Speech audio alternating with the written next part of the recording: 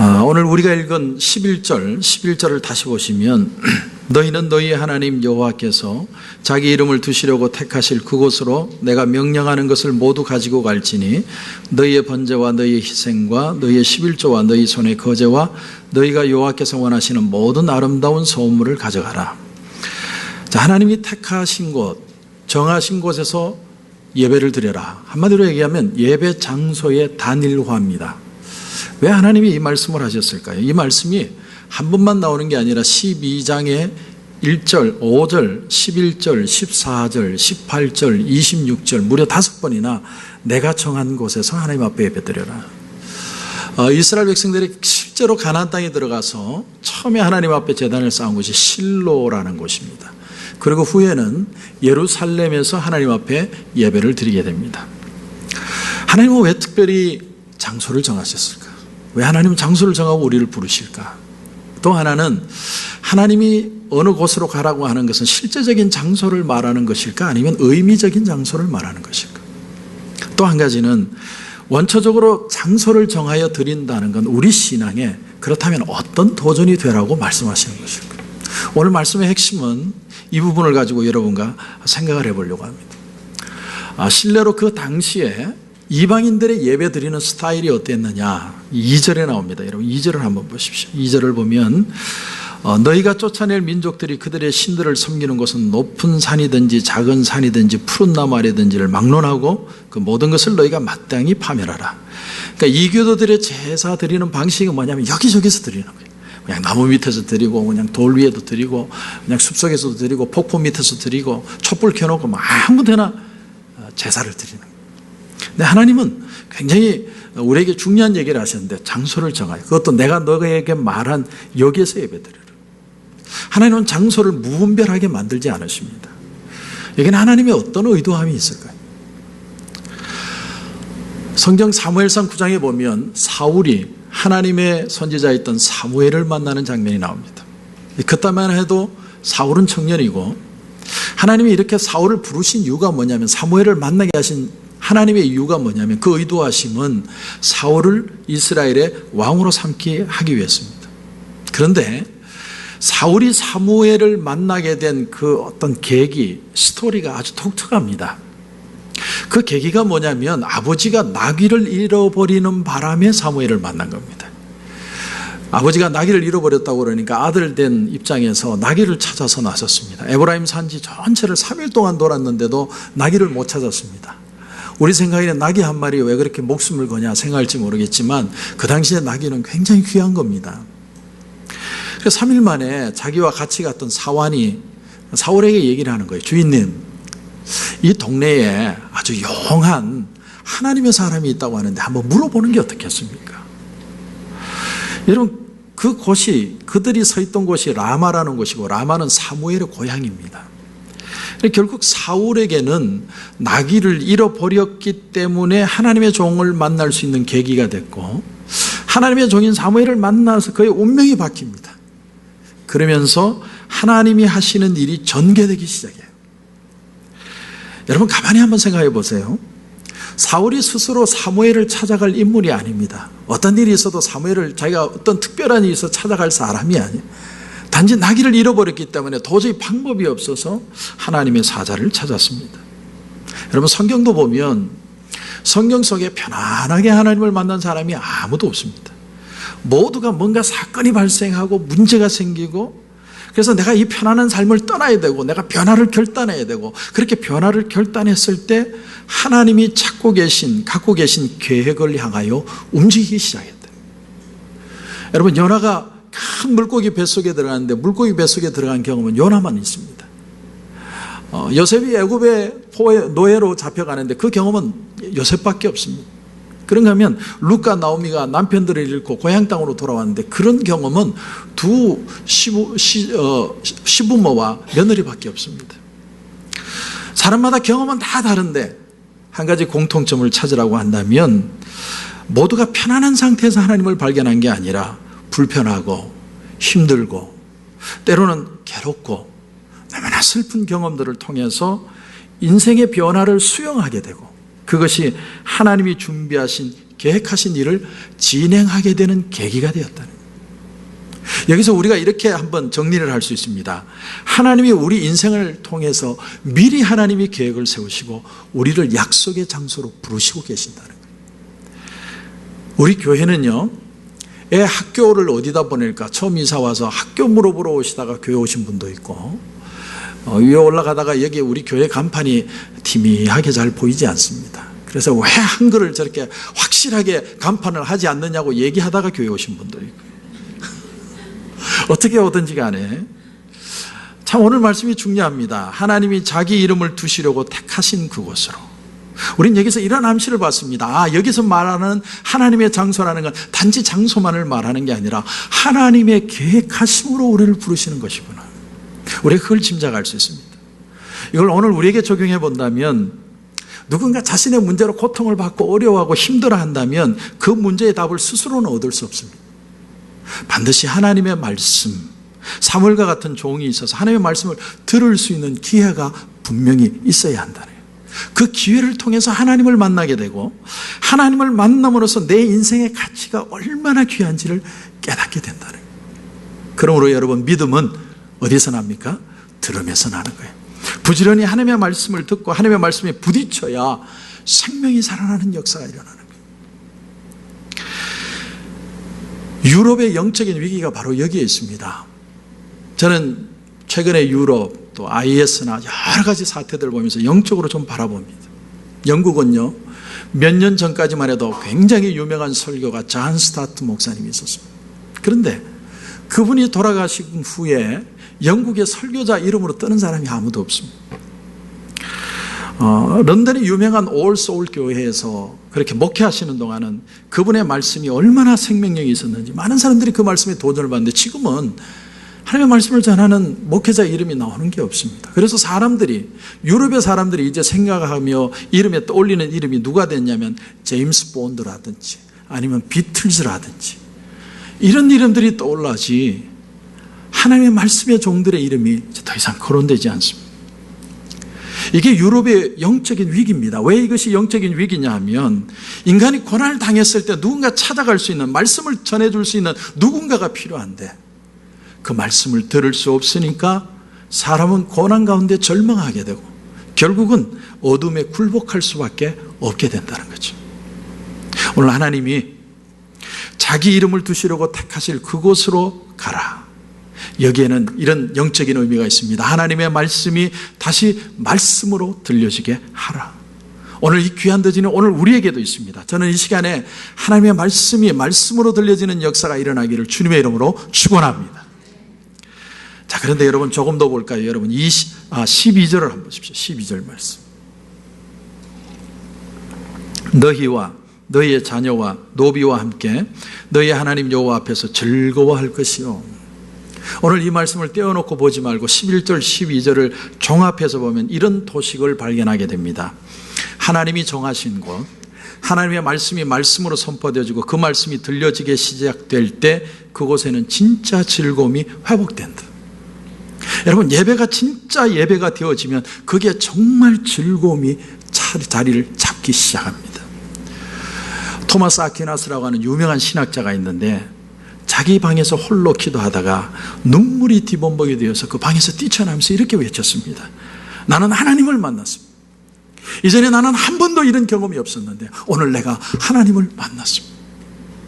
그런가 하면 파스칼은요, 하나님을 만나고 난 뒤에 얼마나 마음이 감격스러웠는지 이 기쁨, 이 감격, 눈물 얼마나 울었는지 밤새도록 파스칼이 울었습니다. 그런가 하면 성경에 나오는 수가성 여인은 주님을 만난 후에 물동이를 던져두고 마을로 들어가서 동네 사람들이요, 내가 행한 모든 일을 내게 말한 이 사람을 와서 보라. 이 사람은 바로 그리스도가 아니냐. 예수님을 만나고 정말 예배를 경험하게 되면 사람은 변하게 돼요. 하나님의 기쁨, 하나님의 복음의 기쁨이 우리 가운데 넘치면 부끄러움도 아픔도 좌절도 절망도 모두 넘어서는 진정한 기쁨이 우리 가운데 임한다는 것이. 저는 이런 감격이 우리 가운데도 다시 한번 회복되어지기를 주님의 이름으로 축원합니다. 여러분, 지금 우리가 사는 이 시대에는 너무나도 아쉬운 시대입니다. 참 기쁨을 잃어버리고 사람들마다 전부 다 마음의 갈증을 가지고 살아요. 최근에 한국에서 한 프로그램이 새롭게 시작이 됐습니다. 제목이 나를 돌아봐. 뭐냐면 중견의 탤런트나 가수를 모시고 개그맨이 하루 매니저가 돼서 그의 삶을 돌아볼 수 있도록 그렇게 만드는. 근데 이번에 좀 한 사건이 있었습니다. 제작 발표회를 하는 날 세 사람이 뽑혀서 나왔는데 김수미 씨하고 조영남 씨하고 그다음에 최민수 이렇게 세 분이 나와 앉아 있는데, 이 김수미 씨가 말을 또 이렇게 쉽게 하는 사람이니까 조영남 씨 보고 당신은 우리 셋 중에 시청률이 제일 낮은데 여기 왜 앉아 있느냐고 농담 반 진담 반으로 얘기했는데, 그 말 듣고 조영남 씨가 열받아서 나가버렸습니다. 그 제작 발표회 하다가 이게 완전히 아수라장이 된 거예요. 결국 그날 제작 발표는 이래저래 그냥 망쳐버렸습니다. 그래서 이 조영남 씨의 하루 매니저가 누구냐면 이경규라는 개그맨.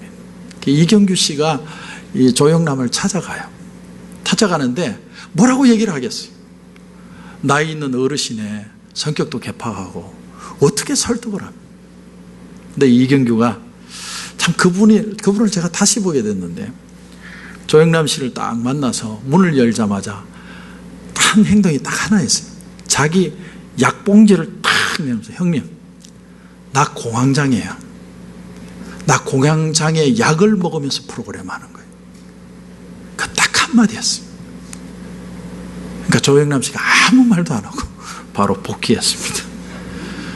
참 깨달은 게 많아요. 깨달은 게. 남들 보기에는 그렇게 즐겁고 잘 사는 것 같아 보여도 인생사가 다 그렇다는 거예요. 남들 웃기려다가 나는 공황장애를 겪고 있는 그런 아픔을 가지고 살아가는 사람들 마음에 숨겨진 아픔들, 그것이 세상이 주는 깜짝 즐거움이라는 거예요. 오늘 특별히 여러분 12절에 너희는 너희의 자녀, 노비, 모든 사람들과 함께 하나님 앞에서 즐거워하라. 그러면서 여러분 한 구절을 더 보면 15절로 가보면 좀 더 디테일하게 너희들은 내 마음에 원하는 대로 정한 사람이든 부정한 사람, 다시 말하면 좋은 사람이든 나쁜 사람이든 이런 뜻이 되겠죠. 상관없이 노르든 사슴이든 같이 먹어라. 아니 왜 짐승을 먹으라고 그럴까? 왜 음식을 고기를 먹으라고 표현을 할까? 여러분 옛날 고대에는요, 소나 짐승에게는 어떤 신적인 의미가 있다고 생각했습니다. 그래서 짐승을 바로잡지 않습니다. 항상 옛날 사람들은 어떻게 했냐면 신에게 제사를 드려서 신이 노여움을 아주 수그러뜨리고 난 뒤에 짐승을 잡아서 먹는데, 그것도 짐승을 두려운 마음으로, 떠는 마음으로 고기를 먹는, 돼지고기를 먹는데 떠는 마음으로 먹는 거예요. 하지만 하나님이 여기서 우리에게 가르쳐 주시는 게 뭐냐면, 이 세상의 모든 것은 내가 준 것이고 하나님의 은혜 안에서 너희들은 즐거워하라는 거예요. 너희들만 예배드리며 하나님 앞에 즐거워하는 게 아니라 이 세상의 모든 사람들이 하나님의 은혜의 즐거움을 맛볼 수 있도록 그렇게 하라는 것. 이것이 우리에게 주신 하나님의 말씀의 도전이고 우리의 사명이라는 거예요. 지난주에 책 한 권을 봤습니다. 캐리 슈기라는 분과 크리스 슈기라는 이 부부인데, 목사님 부부입니다. 교인이 한 18,000명 되는 그런 교회인데 책을 한 권 냈습니다. Be the message. 당신이 메시지다. 그런 책입니다. 그 책에서 참 독특한 말씀이 제게 다가왔습니다. 초대교회 성도들은 변변한 성경책이 없었다라는 거죠. 여러분 신약 성경이 대부분이 언제 나왔냐면 예수님이 십자가에 달려 죽으시고 부활하시고 승천하신 뒤에 몇십 년이 지나서 그것도 쪽복음으로 나온 겁니다. 그러니까 변변한 성경책이 없는 거죠. 사도 바울 서신도 바울 서신도 1세기쯤 말에 가서야 바울 서신이 나옵니다. 그러니까 그 전에 에베소 교회에 에베소서를 통해서 우리가 에베소 교회에 편지가 보내졌구나, 우리는 그렇게만 생각하지만 에베소서를 받아보는 그 편지를 받아보는 그 에베소 교회 교인들은 빌립보서라든지 골로새서라는 서신이 있는지조차도 몰랐을 가능성이 더 많습니다. 교회가 지금처럼 성경이라는 이 성경 자체를 완벽하게 우리 손에 쥐고 볼 수 있게 된 것이 주후 350년, 400년 후의 일입니다. 그렇다면 기록된 메시지가 없었던 초대교회들의 교인들은 과연 뭐가 있었겠느냐? 뭐가 있었겠느냐? 그 책이 말하는 게 이거예요. 그들에게는 예수님의 삶이 있었다. 예수님의 삶. 우린 흔히 예수님의 제자들을요, 사도라고 표현합니다. 사도 요한, 사도 베드로, 사도 야고보. 근데 그 사도의 기준이 뭐냐면 예수님과 같이 동거동락하고 먹고 자고 예수님의 말씀을 듣고 예수님의 이적을 같이 경험했던 사람들 중에서 뽑은 제자들, 그들을 사도라고 표현했습니다. 그러니까 가룟 유다가 자살하고 난 뒤에 그 숫자를 채우기 위해서 마띠아라는 제자를 뽑았는데, 그 마띠아라는 제자는 아마도 예수님을 개인적으로 깊이 알고 예수님을 진짜로 경험해 봤던 사람일 가능성이 큽니다. 따라서 제자들에게 있어서 복음은 바로 예수님의 삶 자체였다는 거예요. 그러니까 제자들이 복음을 전한다는 건 그냥 말씀을 들고 성경을 전하는 게 아니라 예수님을 전하는 거예요. 예수님은 이런 분이었고, 예수님은 이렇게 사셨고, 이렇게 선포하셨고, 이것을 우리에게 보여주셨습니다. 그러니까 그들에게 복음이라는 건 단지 성경의 글이 아니라 바로 그들의 삶을 표현하는, 주님의 사랑을 만났고 주님의 은혜를 경험했고 나도 그 사랑에 묻어서 여러분에게 이 복음을 내가 외치고 있습니다. 주님이 이런 말씀을 하셨습니다. 너희는 온 천하에 다니며 만민에게 복음을 전파하라.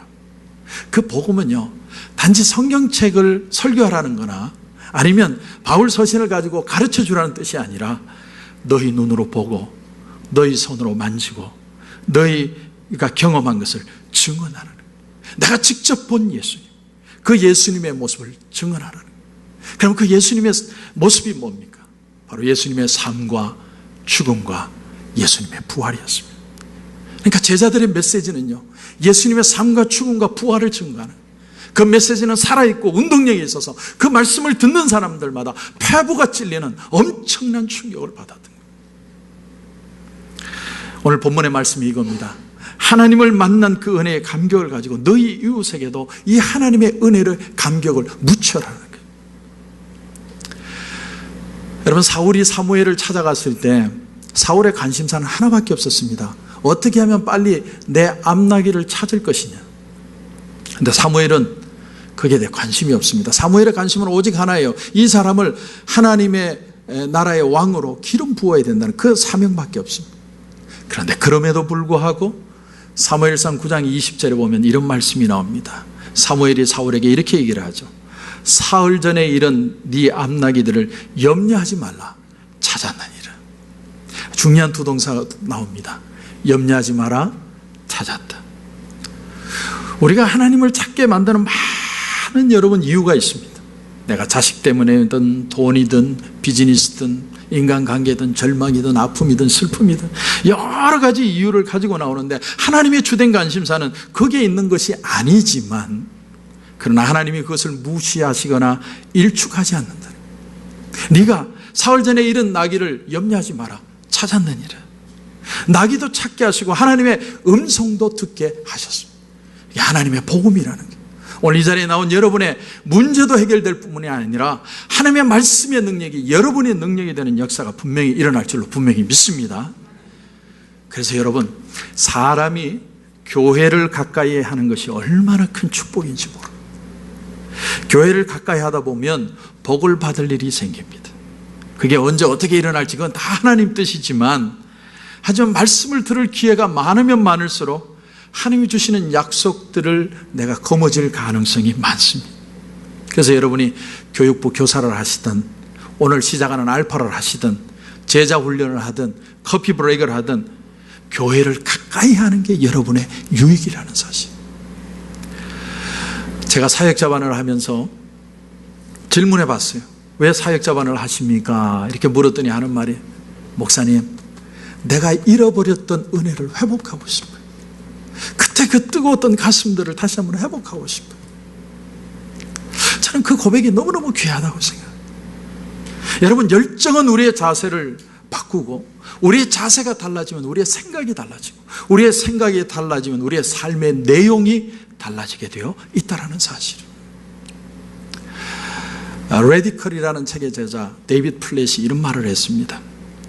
세상의 복음을 전하는 일을 우리가 만약 맡았더라면 우리는 곧바로 전략을 짜고 빈틈없는 프로젝트 계획을 짰을 것이다. 우리라면 서둘러 조직을 만들고 프로그램 개발하고 성도들에게 도네이션 하라고 그러고 헌금 내라고 그러고. 하지만 예수님은 전혀 다른 방법으로 하셨다. 예수님은 복음 전파의 사명을 가지시고 거리와 골목을 뒤지셨다. 예수님이 정말 원했던 건 정말 그분처럼 생각하고 그분처럼 사랑하고 그분처럼 보고 그분처럼 가르치고 그분처럼 섬길 수 있는 단 몇 사람이었다. 그분이 그렇게 그저 몇 사람의 마음속에 혁명을 일으키시자 그들은 온 세상을 뒤집어 버렸다. 여러분 어떻게 생각하세요? 참 귀한 얘기라고 생각하지 않습니까? 왜 하나님이 오늘 말씀에 너희 자녀와 너희 노비와 심지어 정한 사람, 나쁜 사람도 같이 해서 먹으라고 얘기를 하시느냐? 이 하나님이 주시는 진정한 기쁨을 세상이 알아야 회복되고 치유되고 새로운 모습으로 형성되는, 회복되는 역사들이 일어날 수 있다는 거예요. 이 은혜의 감격을 세상이 맛보아야 한다는 것입니다. 이게 우리의 사명이에요. 여러분, 세상이 우리에게 정말 원하는 게 뭔 줄 아세요? 그건 우리가 복음의 말씀을 얼마나 잘 전하느냐가 아니라 네가 복음이 된 모습을 보고 싶다라는 거예요. 네가 말씀에 묻어버린 그 모습을 내가 보고 싶다는 거예요. 나를 보면 하나님이 느껴지고 나를 보면 하나님의 사랑이 느껴지고 저 사람 하는 행동을 보니까 하나님은 정말 죽은 분이 아니라 정말 하나님은 살아계신 분이구나. 그게 체험되어져야 된다는 거예요. 여러분, 마가복음 10장에 보면 한 부자 청년이 예수님을 찾아왔습니다. 그리고 우리가 잘 아는 대로 예수 선생이요, 내가 어떻게 해야 이터널 라이프를 얻을 수 있겠습니까? 영생을 얻을 수 있습니까? 예수님이 처음 준 말씀이 뭐냐면 계명을 지켜라. 젊은 이 부자가 기뻐서 얘기합니다. 예수님, 내가 어릴 때부터 이거는 철저하게 지켰습니다. 나는 여기에 대해서는 완벽합니다. 그때 성경을 보면요, 이런 참 귀한 말씀이 나옵니다. 예수님이 오히려 그를 보시고 사랑하사 마가복음 10장 21절에 너에게 아직도 한 가지 부족한 것이 있으니 가서 너에게 있는 것을 다 팔아 가난한 자들에게 주라. 그리하면 하늘에서 내게 보화가 있으리라. 그리고 와서 나를 따라라. 예수님이 지적한 건 두 가지입니다. 두 가지. 종교와 부호. 예수님이 오늘 우리에게도 동일한 도전을 하고 계십니다. 우리는요, 우리의 신앙의 삶에 너무 유스트된 게 많습니다. 정해진 예배 시간, 정해진 헌금, 또 정해진 봉사. 그래서 그 속에 살면서 나는 아무 문제가 없이 산다고 생각하는 사람들이 있습니다. 근데 오늘 주님의 말씀의 도전이 뭐냐면 그 안전지대에서 나와라는, 내가 해오던 습관, 내 틀, 내 생각, 내 삶의 모든 태도를 내려놓고 그리고 와서 나를 따르라는. 주님이 이렇게 말씀하셨던 진짜 이유는 바로 이겁니다. 이 청년이 왜 예수님을 찾아왔느냐는, 이 율법의 계명의 말씀을 그렇게 철저하게 지켰던 젊은 청년이 예수님을 찾아온 이유가 뭐냐면, 돈도 많은데 이 청년의 마음속에는 채워지지 않는 갈급함이 있었다. 예수님은 그걸 보시고 말씀하는 겁니다. 네 재산을 다 팔아 가난한 사람에게 줘. 재산을 다 팔아서 가난한 사람에게 주라는 말씀은 어떤 뜻이 있느냐면 그들과 같이 되라는 거예요. 너는 특별한 사람이 아니고 너도 똑같이 구원이 필요한 사람이고 너도 똑같이 예수님의 능력이 필요한 사람으로 저들에게 다가가라는 거예요. 너의 삶 자체가 예수라는 메시지가 되지 않으면 세상은 변화되지 않습니다. 오늘 이 세상이 정말 즐거워해야 할 일은 하나님의 메시지가 돼 나를 통해서 누리는 즐거움, 그걸 세상이 보아야 한다는 사실. Be the Message라고 하는 그 책의 마지막에 이 저자가 자기 아주 감동받은 시를 한 구절 적어뒀습니다. 조금 길지만 참 저에게도 마음에 많이 다가와서 여러분에게 같이 한번 쉐어하고 싶습니다. 여러분 한번 조용히 이 시를 한번 들어보십시오. 처음에는 하나님을 감시자로 보았다. 내가 죽어서 천국에 갈지 지옥에 갈지 판단하기 위해 내가 잘못한 일을 빠짐없이 기록하는 내 심판자. 그분은 마치 대통령처럼 저 멀리 계셨다. 사진을 보면 그분인 줄 내가 알아볼 수 있었지만 그분을 진짜로 알지는 못했다. 하지만 나중에 그리스도를 만나고는 나의 삶이 자전거 타기처럼 느껴졌다. 아니, 2인용 자전거 타기. 그리스도께서는 뒷자리에서 나와 함께 페달을 밟고 계셨다. 정확히 언제인지는 모르겠지만 그분이 나에게 자리를 바꾸자고 말씀하셨다. 그때부터 나의 삶이 완전히 달라졌다. 내가 조정할 때는 어디로 갈지 정확히 알았다. 좀 따분하긴 했지만 예측 가능했다. 두 지점 사이의 최단 거리였다. 하지만 그분이 핸들을 잡자 유쾌한 후비길로 가셨다. 산 위로 바위투성이 땅을 지나 무시무시한 속도로. 내가 할 수 있는 거라고는 그저 자전거를 꼭 붙드는 것밖에 없었다. 미친 짓처럼 보였지만 그분은 나에게 말씀하셨다. 페달을 밟아라. 페달을 더 밟아라. 걱정스럽고 불안해서 예수님께 물었다. 어디로 가시나요? 하지만 그분은 웃기만 하고 대답하지 않고 나는 믿는 법을 배우기 시작했다. 내 따분한 삶은 잊어버리고 모험 속으로 들어갔다. 무서워요, 예수님. 내가 그렇게 말하면 그분은 내게로 몸을 기울여 내 손을 만지셨다. 그분은 내게 필요한 은사들을 가진 사람들에게로 나를 이끄셨다. 치유의 은사, 포용의 은사, 기쁨의 은사. 그들은 내 여행에 필요한 은사들을 주었다. 내 주님과 나의 여행을 위해서. 우리는 다시 길을 떠났다. 은사들을 나눠줘라. 불필요한 짐이다. 너무 무겁다. 그분이 말씀하시기에 나는 그대로 따랐다. 만나는 사람들에게 은사를 나눠주었다. 그러면서 주는 것이 받는 것이고, 그렇게 하면 받고도 짐이 가볍다는 사실을 배우게 되었다. 처음에는 내 삶의 통제권을 그분께 맡기지 못했다. 그분이 망칠이라고 생각을 했다. 하지만 그분은 자전거의 비밀을 알고 계신다. 그 커브에서 자전거를 기울이는 법을 아신다. 높은 바위를 뛰어넘는 법을 아신다. 위험한 길을 날아서 단숨에 지나가는 법을 아신다. 그리고 나는 더없이 낯선 곳에서 입을 다물고 조용히 페달을 밟는 법을 배워가고 있다. 그리고 나는 나의 변함없이 좋은 친구 예수 그리스도와 함께 경관을 즐기고 얼굴을 간지리는 시원한 산들바람을 즐기기 시작했다. 정말 더 이상 할 수 없다고 생각할 때 그분은 그저 웃으면서 페달을 밟아, 그렇게만 말씀하신다. 작자 미상의 시입니다. 저도 이 시를 보면서 참 많은 도전을 받았습니다. 마태복음 28장 20절에 보면 내가 너희에게 분부한 모든 것을 가르쳐 지키게 하라. 볼지어다 내가 세상 끝날까지 너희와 항상 함께 있으리라. 이 말씀을 이렇게 해석할 수 있습니다. 복음을 부지런히 전해라. 왜냐하면 예수님이 너희와 함께 하시기 때문이다. 그런데 이 본문을 이렇게 해석할 수도 있습니다. 너는 너의 입에 말을 두고 말씀이 너의 삶의 메시지가 되게 하라. 그렇게 한다면 내가 너와 함께 할 것이다. 함께 하심의 조건, 함께 하심의 내용이 뭐냐면 살아있는 말씀이에요. 내가 말씀 안에 있는 거예요. 여러분, 말씀을 정리합니다. 초대교회 당시에는 교회 건물이 없었습니다. 그렇다면 실로나 예루살렘에서 장소를 정하여 하나님이 예배를 드리라고 한 말씀과 모순이 되는 거 아닙니까?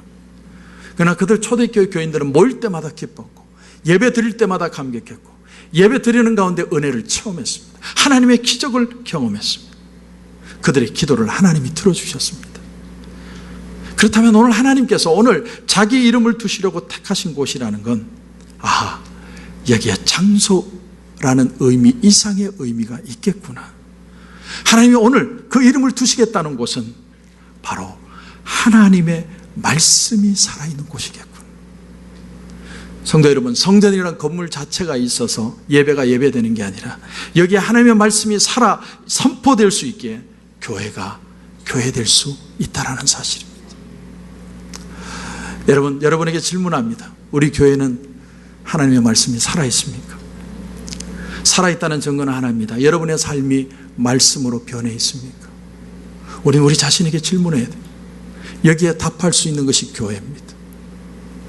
다시 한번 말씀으로, 이제는 내가 말씀이 되어 그 말씀으로 이 은혜의 즐거움을 세상에 나누는 귀한 하나님의 말씀의 선포자가 되시기를 주님의 이름으로 축원합니다.